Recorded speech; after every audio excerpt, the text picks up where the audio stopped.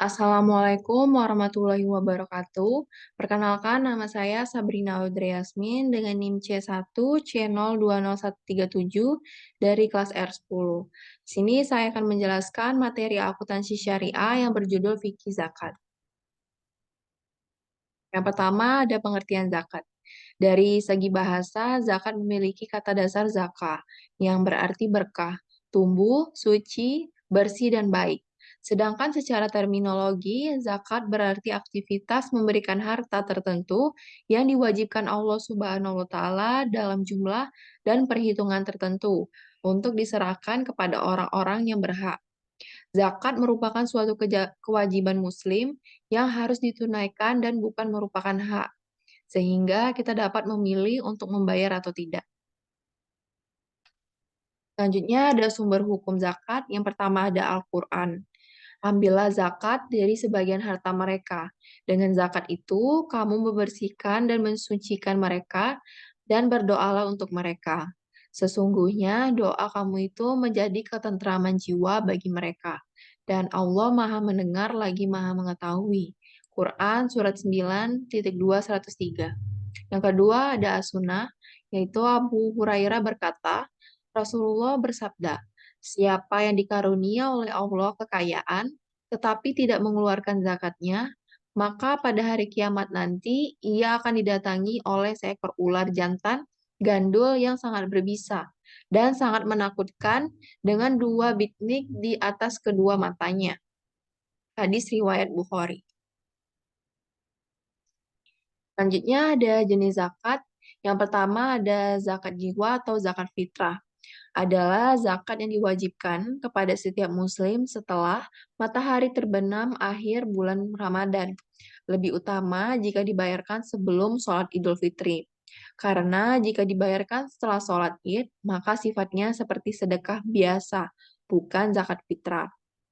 Yang kedua, ada zakat harta, adalah zakat yang boleh dibayarkan pada waktu yang tidak tertentu, mencakup hasil perniagaan, pertanian, pertambangan, hasil laut, hasil ternak, harta temuan, emas, dan perak, serta hasil kerja atau profesi, yang masing-masing memiliki perhitungan sendiri-sendiri.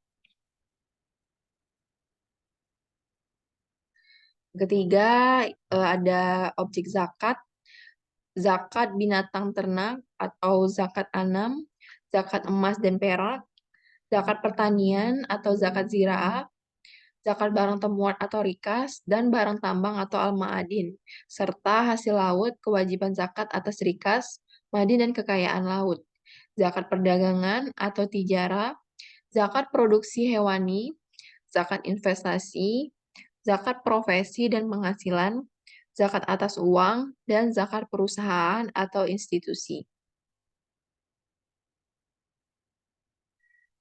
Ada ketentuan orang yang tidak boleh menerima zakat. Yang pertama yaitu orang kaya, yaitu orang yang bercukupan atau mempunyai harta yang mencapai 1 nisab. Yang kedua ada orang yang kuat, mampu berusaha untuk mencukupi kebutuhannya, dan jika penghasilannya tidak mencukupi, baru boleh mengambil zakat. Yang ketiga, orang kafir di bawah perlindungan negara Islam, kecuali jika diharapkan untuk masuk Islam. Yang keempat, bapak ibu atau kakek nenek hingga ke atas, atau anak-anak hingga ke bawah, atau istri dari orang yang mengeluarkan zakat. Karena nafkah mereka di bawah tanggung jawabnya.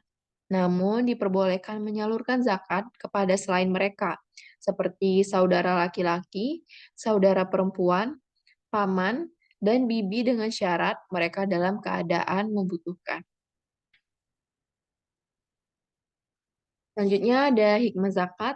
Secara umum, hikmah zakat yang pertama yaitu menghindari kesenjangan sosial antara agniya atau si kaya dan duafa atau si miskin.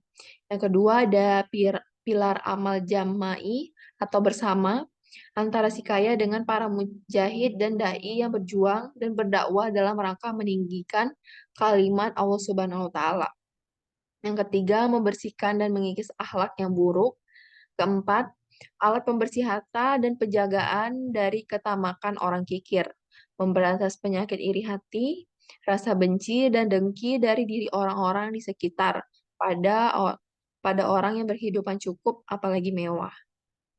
Yang kelima, ungkapan rasa syukur atas nikmat yang Allah Subhanahu wa berikan, dapat mensucikan diri dari kotoran dosa, memurnikan jiwa atau menumbuhkan akhlak mulia, menjadi murah hati, peka terhadap rasa kemanusiaan, dan mengikis sifat bakhil atau kikir serta serakah.